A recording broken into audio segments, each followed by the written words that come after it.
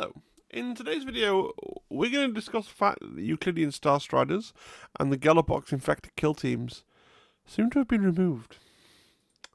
So I'm talking about the Games Workshop web store, and both these products have been totally removed. So they haven't gone out of stock, right? And they haven't gone sold out online. They've been totally removed. I realised I made these screenshots a bit small for you, but you can see there the URL, right? So it's the if you use Google to actually find where the product page used to be, there's nothing there anymore. Now, I know some of you will be rolling your eyes right now because YouTubers making content out of things happening on the Games Workshop web store is a bit weird. Because things do disappear and reappear and disappear and reappear all the time, and there could be loads of reasons for the products to go away, right? But for me, this is a bit more alarming, and I'm going to go into my exact train of thought and train of logic. So please do stick with me. Please don't just knock off the video going, "Oh, it's another YouTuber shouts at Games Workshop websites" type video. Because bear with me, because there's a bit more to it than this.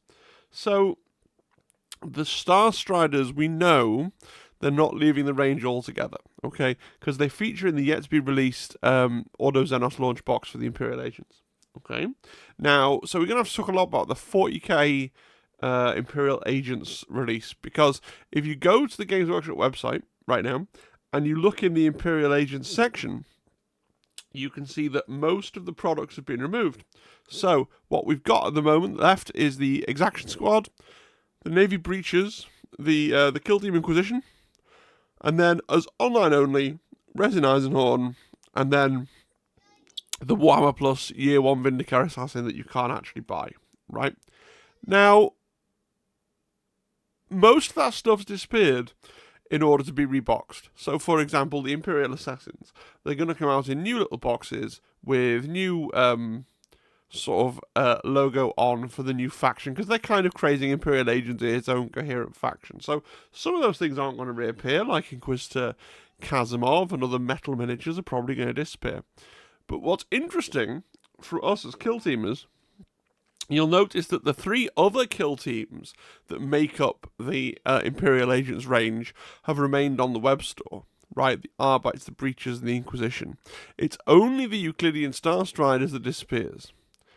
So to me, that says that the Starstriders are being reboxed to get rid of the Kill Team branding, because the other three are staying there as Kill Team branded products that you can also buy for Imperial Agents. So if that's fine, right, if it's fine in the eyes of Games Workshop Corporate that Arbites, despite being a key part of the Imperial Agents Codex, and the Inquisition team itself, right, they can be sold in Kill Team packets, the fact they felt the need to take down and rebox the Starstriders really does make me feel like they're being removed from Kill Team. Not from 40k, okay, because we know that they're going to appear in the Imperial Agents Codex, but I think we might lose them as a Kill Team. Now, for the Gellerpox, it's even more bleak looking, really. Gellerpox are already a Legends unit for Warhammer 40k, which is weird, and it's weird for two reasons. It's weird that they would put something to Legends that they currently sold, yeah, and you might think, yeah, well, it's a kill team, but the thing is, when the Chaos Space Marine Codex came out, other Chaos kill teams, like Beastmen or the Traitor Guard, they got data sheets in Codex Chaos Space Marines. Even though, you might not think they're really fitted and then seem a bit superfluous. But the Gellerpox Infected didn't feature in the Codex, and they were put into Legends even while they were still on sale. So for me, it feels like the studio kind of knew that they would be leaving the range, didn't put them in the Codex and put them in Legends instead. I'd also like to say that the Gellerpox are in a weird box, and this is a minor point, but if you ever go to Games Workshop or an independent physical store like Element Games in Stockport, whatever you want to do, and you look at the shelves for the Kill Team area, all the Kill Team boxes kind of fit on the same height shelves, and then there's always this thing where the Gellerpox Infected have to be off somewhere or on the side somewhere or resting on top of something because they just don't fit alongside all the other things in Kill Team. And I can see that being something Games Workshop gets annoyed about, right? Because racking in retail stores it seems silly, but it is like a real issue, right? And I know they have this size box in 40k and in Sigmar, and it's not a problem. But if you look in your local Games Workshop, you find that where Kill Team is, and Warcry and Underworld and stuff, those shelves tend to be a bit close together. So maybe that's a reason for getting rid of it as well. Now, I do want to say, I want to sell you some false hope, okay? So Games Workshop has shown recently that it is more willing than it's ever been in the past to recut old models onto new sprues for new purposes. So, for example, the Minister and Priest with Vindicator sprue shown here was originally part of the Blackstone Fortress set. Okay, and you can tell that they've recut it and they've put it on this weird sprue. And I've never seen a sprue. Games Workshop's would never usually put out a sprue that had like these weird voids here, and again another one up here. It's just not a very typical way for Games Workshop to organise its sprues. So it is possible, given that they've shown this willingness to recut things and repurpose them, that maybe the Gellerpox are being recut to fit in a normal box. Maybe the Starstriders box is being recut in a way to provide more basic troopers. You know, like if you look in 40k, the Starstriders unit for 40k is kind of split. So the characters, like the Rogue Trader herself, and the Tech Priest and the Assassin and the Medic, you can really only run one of those units, but then you could run between 5 and 10 of the other, the more generic characters, the more generic, like the Voidsman at arms, right? So it would make sense from a 40k perspective to have a box where you'd somehow cloned parts of the sprue, so you could build 10 of the Voidsman at arms. I don't know. I'm reaching a little bit, right? Because I genuinely think that they're leaving Kill Team, and that's, you know, they're not insignificant teams in terms of the meta. People like them, they're played, they're talked about. Now, why are teams being removed at all? We have a lot of teams already, and the game is becoming difficult to keep track of as a commenter. I can't imagine how difficult it's been to balance. And Games Workshop need to keep you buying new and different teams to keep the game successful. And this is the Achilles heel of all skirmish games. Because if you're selling, and I realise maybe your heart doesn't bleed for the corporation, but you got to think about this. If you want a skirmish game that is well supported by the company, where the rules are updated and where things are fixed, right, they need a constant income stream. Now, with 40k, Age of Sigmar, Horus Heresy, the Old World, big army games, it sorts itself out because they can always come up with a new unit, people buy a new unit, add it to their armies, mix their armies around. Skirmish games always have this problem where, how do you tempt people to buy another, like, 10, 15 figures if they only need 10, 15 figures to play the game? I mean, let's be totally fair. You could have bought the Octarius box at the start of Kill Team 2021, and you could be playing out of that one Commandos box, and you are still playing, having great fun and competitive games, just running out your Commandos now as ever you were. And so, to get you to buy new stuff, they need to constantly bring out new teams and try and pull you into wanting to buy those teams because they look interesting, model-wise, or they have interesting novel mechanics. It'd be really interesting, and I'll do a video later on, but if you're following the channel, you know that I've recently got into Star Wars Shatterpoint in a little bit of a way. It's interesting to contrast their methodologies for getting you to buy more stuff. That's the whole thing. But in general, in Kill Team, our teams are either totally self-contained or occasionally you need to buy a second box, but that's really it.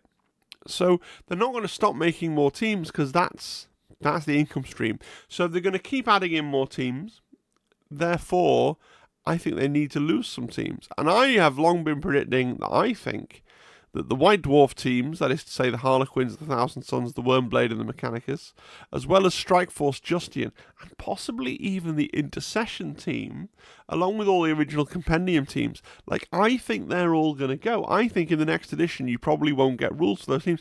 Maybe Intercession will get an update because it's Space Marines and it's 40k, but I don't know. It depends if they have a new bespoke Space Marine team coming in one of the early boxes, I would think.